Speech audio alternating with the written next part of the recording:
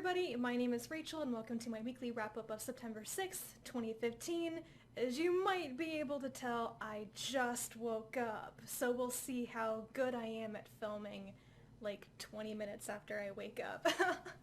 I way overslept because I stayed up super late reading because that's what you do when you have a long Labor Day weekend. So yeah, I finished 4 books this last week and let's get this party started. The first book that I finished this week was The Lathe of Heaven by Ursula K because I apparently am going to be reading one Le Guin book every week now.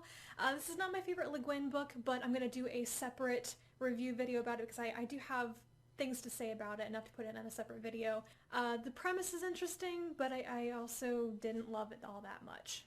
The next book that I finished was The Girls at the Kingfisher Club by Genevieve Valentine. At the end of last week I said that I didn't know if I was going to like this book very much, and I was wrong. I did in fact enjoy it a lot more than I thought I was going to. It is a Prohibition-era 1920s retelling of the 12 Dancing Princesses. The 12 daughters of a Mr. Hamilton have been cooped up like birds in a cage. Their father married their mother and kept her continually pregnant, eventually to her death. In an effort to have a son. He does not want people to know how desperately he was trying for a son, so they're never allowed to go out. But, as girls will, as people will, they can't stay cooped up. They long to see the outside world, and they eventually start sneaking out, learning how to dance, and as they get older, they all start going out at nights to clubs, speakeasies, and dancing the night away.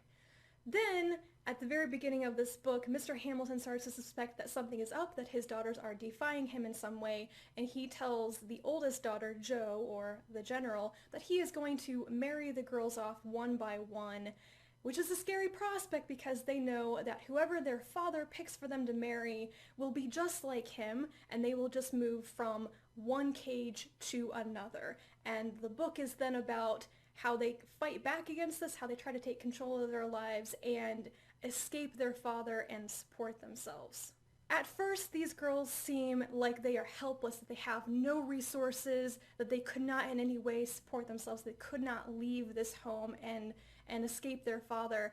But I think I enjoyed it so much because it becomes clear that when put in a difficult position, all of these women pull themselves up and find reserves of strength somewhere. They all have some ingenuity in them to go somewhere else and take care of themselves. So it's women helping themselves and helping others. I still don't like the writing style very much in this. It's there are tons of paragraph breaks. All the paragraphs are very short. It's like every sentence is a new paragraph, and there are lots of these parenthetical statements or asides that just like every other sentence seems to be in parentheses. I didn't understand why it was written this way. I think this is just the way that my brain interpreted this writing style, but it did not work for me very much. But I do want to give Valentine one more shot because I did enjoy the story. So her book Persona is on my 2015 reading list, and I hope to get to that eventually this year. Next, I read Archivist Wasp by Nicole Kornher-Stace. I didn't like this book. I'm so sorry. I think a couple people I know have read this book and liked it, and I know Bree's going to be reading it, and I thought, oh, this could be interesting. The premise sounded really cool, like something I'd never heard of. Technically, I think this is a YA book. And then I started reading it, and it was depressing and gloomy and incredibly bloodthirsty. This takes place after an apocalypse, basically. Humanity has crashed, but they don't remember what happened. It's been hundreds of years, and they don't remember what ended the world. And there is this system, at least in this community where the story is, that these young girls are supposedly born with like this mark of the goddess Ketchkeep on the face, like 4 scars on their cheek, and they're called upstarts. They're taken in by the Ketchkeep priest. They're raised to fight each other, and then once a year they fight the Archivist for the chance of becoming the Archivist themselves, and the Archivist's job is, while killing everybody else so that she can keep her job, goes off, catches ghosts, and examines them, observes them, and tries to find out what made the world the way it is now. And it didn't make any sense to me. Why would you have a system where I mean, these girls are kind of like scientists. They are answering a really important question. You have a society that's built up around this question and having it answered. But instead of giving these girls the tools they need and the time they need to actually observe the world and not be distracted, they force them to fight and kill each other. It's like, you know what? Why would you bring in somebody you're treating like as a specialist and then try to kill them once a year? That just kind of, anything that would distract them from the actual point of their job, I don't know. I would just sit here and punch holes in this idea all day long. I really didn't like it and it didn't work for me. The main character is the current archivist named Wasp. She has just defended her life and her job for one more year, though with some issues. And then she comes across a ghost that is remarkably well preserved, and it's the first ghost she's ever heard of who can speak. It speaks to her and it asks her for help in finding another ghost, and she picks up everything and goes with the ghost into a journey into the underworld, and they start looking for the ghost. I could not understand why she would do this. Let's leave it at that. I think this was competently written, but I did not like the main character. I did not understand why she was doing what she was doing. I never thought I understood what was going on with the ghost, this guy who was a ghost who's been dead for hundreds of years. I did not understand the importance of going after this other ghost, this woman that he knew when they were alive. I didn't like the idea of these super soldiers fighting at the end of the world, and I also thought that the ending was kind of pat and very quickly wrapped up, like, oh, massive social change in 2 pages, you know? I didn't like this book. I really didn't like it. And if you liked it, please tell me why. I don't understand this book. I really don't.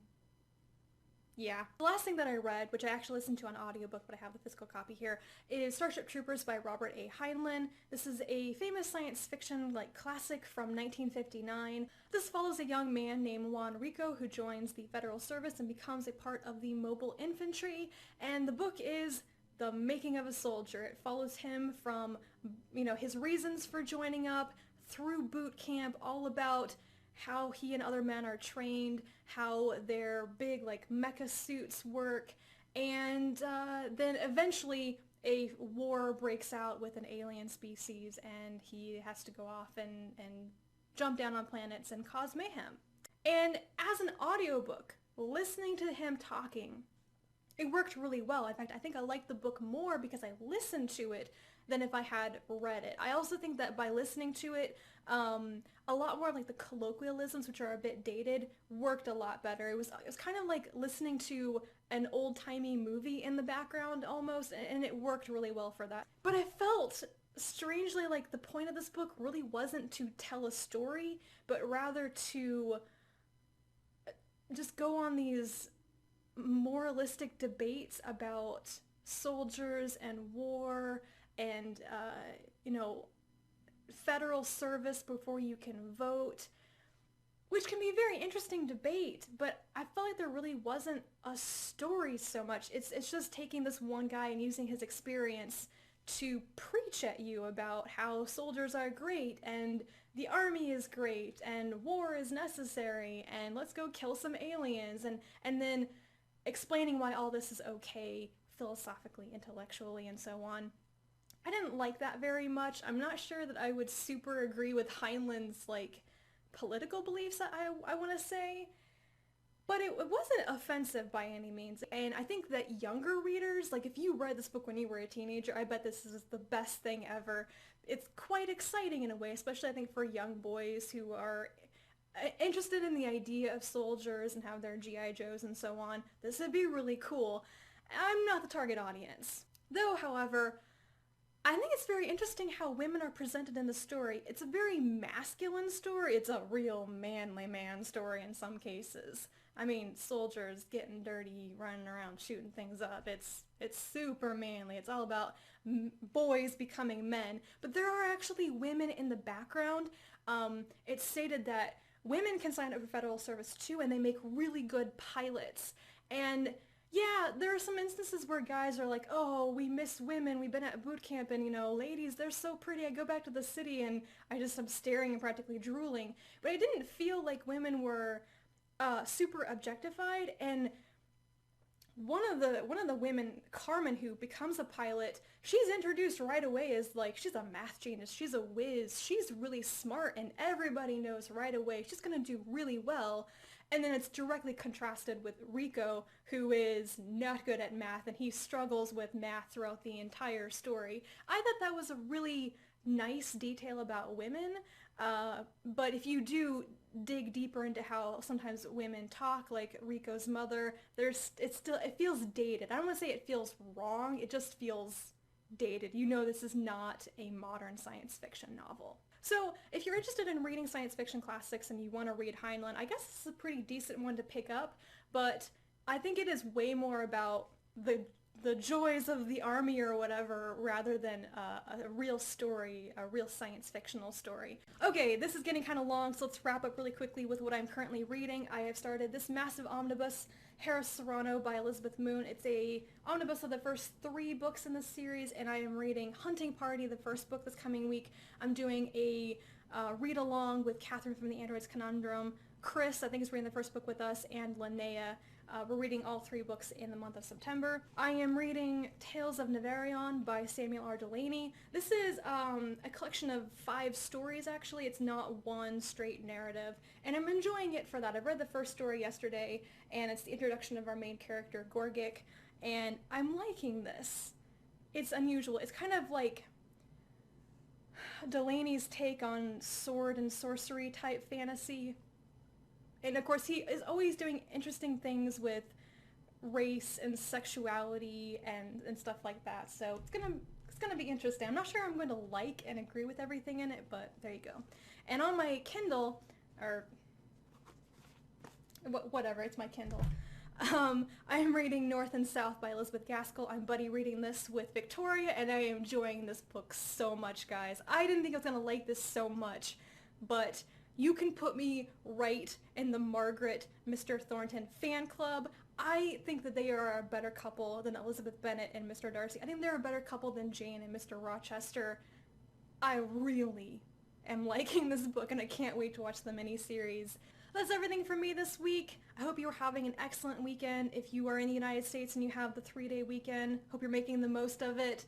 And I'm going to go off and eat my zucchini bread, drink some more tea, and go back to reading, because that is my plan for this entire week. Read all the things. You should see my library stack. I should Instagram that. I've got a huge stack of books from the library to read right now.